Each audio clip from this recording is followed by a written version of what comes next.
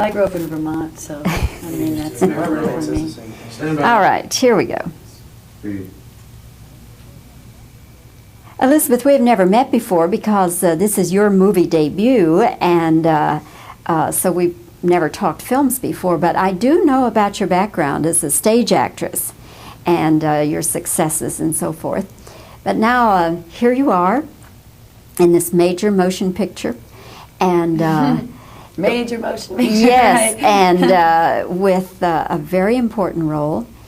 And I just have to think that maybe coming from the stage into such a big role, an important film, you had to be a little nervous, weren't you? Sure. I mean, you're always nervous when you embark on something that's brand new, but it's more of a nervous excitement than a nervous panic kind of thing, because you know what you're capable of, and I had a great support system to work off of, and I knew that from before I even got on the airplane to go out and shoot the film. Two producers, Stuart Oken and Jason Brett, and Ed Zwick, the director. I knew that I could rely on them from day one, and that they were going to be there for me. And they knew it was my first film, and that they would have to be a little bit more supportive than, say, somebody who had been in the business for a while, and they were right there for me. And it was great. I mean, it really helped me out a lot. Was there anything difficult about the transition from stage to film? Not so much difficult, but like I said, it was a new experience. There was a lot of things you had to overcome. For me, working on the stage, one of the impetuses for my energy on stage is an audience. I mean, in my opinion, an audience can make or break a performance of an actor. And when you're shooting a film, you don't have that luxury, and so you are almost forced to create your own energy. And it's not just for 2.5 hours like it is in a play, it's for 12 or 16 or however long you happen to be filming. And that takes a great deal of concentration. And you really have to focus, and you have to be there when they say action, regardless of what's gone on in the last 10 hours.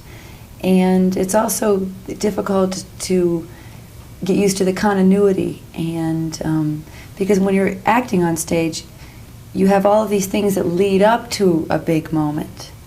You know, so you have all of these things that can affect you and create the emotion, but when you're working on film, okay, they're going to do a close-up, so now go ahead. And that also takes a great deal of concentration, and plus you've got to remember where you've been, where you're going, and what comes next, so you constantly have to go back to the script and remember the character, and remember what came before this scene, what's coming after, where am I going. And so it's a much more, you're creating a much more, you have more time to create a rounded character than, say, when you're on stage for 2.5 hours. But you also miss that flow that you get from doing a stage performance. From what you're saying, I'm almost believing that you think movie acting is more difficult. I think it is for me because it's brand new. I mean, you know, maybe 10 years from now I'll be going, well, now when you go on stage, you've got this audience, you know, and they're giving you all this energy. But it is for me because it was the first time. I think that to maintain that kind of concentration for that long takes a great deal of discipline.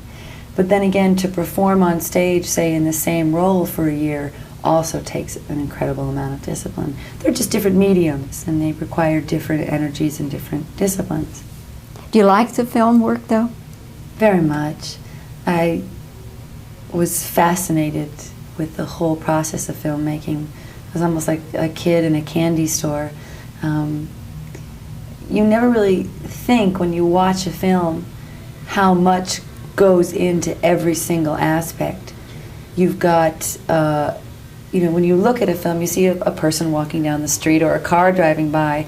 And for some reason, I always thought, oh, isn't it nice that a car just happened to drive by in the scene? And it never crossed my mind that each minute detail is so pre-planned and you know, thought about.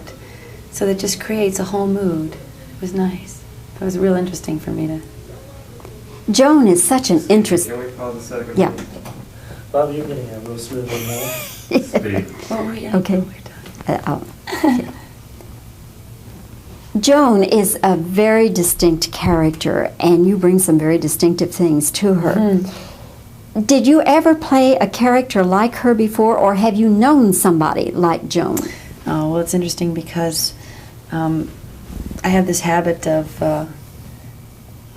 when I work on a part, I sometimes get on a bus or on a subway and try to find somebody exactly like them and study them. I mean, I was always one of those kids in a restaurant that mom would go, "Stop staring and eat."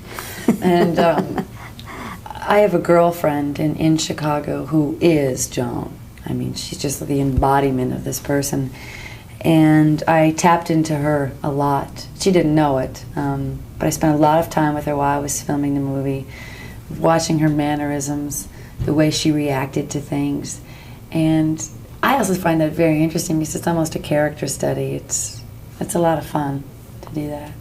Now, how is she going to respond when she finds Well, out? I told her when we finished shooting, I said, "I just want you to know that you are Joan in the film." And so she's waiting with bated breath to see, my opinion of her kind of thing. But she's also a very sweet person and feels a lot. And I that's one of the things that I really wanted to bring to Joan, so that she wouldn't just come off as an angry young woman, as a mean person. I mean, I think that Joan has gone through a lot of pain, and she's been hurt, and all of this anger comes out of a defense for her. And I wanted to make sure that there was that vulnerability with it. You have a wonderful contact with the camera, and there are actors, film actors, who work for years to try to get that, and you just must have it naturally. I don't believe you could have developed it in such a short time. Are you aware that you have that? No, I'm not. Thank you. One of the things I really have been trying to work on as far as my craft and how I feel about it is relaxation, and I think it's really important for an actor to really try and work towards that. It's tough when there's a camera 2 inches away from your face, and but I can see when I watch myself. I can see when I'm nervous, or I can see when I'm off. Actors are so critical of their own work. The audience can never see half the things that I can see in myself. But thank you. Did you think of the camera as a person, maybe, that you were playing to a person? No, I just ignored it completely, because I think it's hard. It's hard to ignore it completely. I mean, nobody ever ignores it completely, but I just would not focus on that and all the people standing back. I mean, if you focus on the person and the scene and the surroundings you're in, then you can cast away that. So you want to sort of build a fourth wall where the camera is, and that's what I've tried to do. So the less you think about it, the less it will be there. Well, Elizabeth, I've enjoyed having a chance to talk with you, and I'll look forward to seeing you in your next film, whatever it is, and I'm sure there will be a There next. is one already. So Is there? yeah, What I'm is glad. it? I'm doing a film with Judd Nelson and John Hurt. We begin production at the end of June. What is it It's called? called From the Hip. And what kind of character? I'm a young social worker who works with handicapped children and is sort of fighting for Ronald Reagan to stop cutting the social programming in this country. So I feel pretty good about that. Well, we'll look forward to making that. A statement, so it's nice. Okay, thank you, Elizabeth. Thank you. That's a nice interview, thank you. Yeah, it's very nice. Speed. Did you ever play a character like Joan, or do you know someone like her?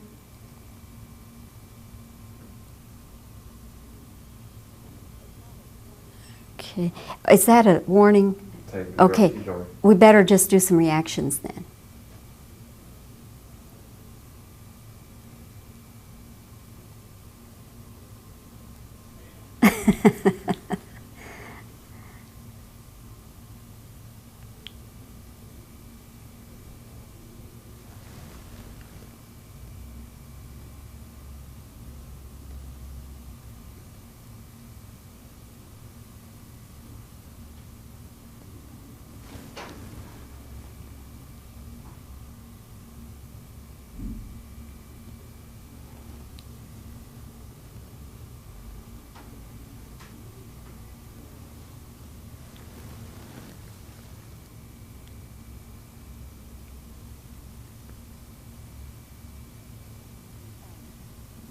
Okay, let's see.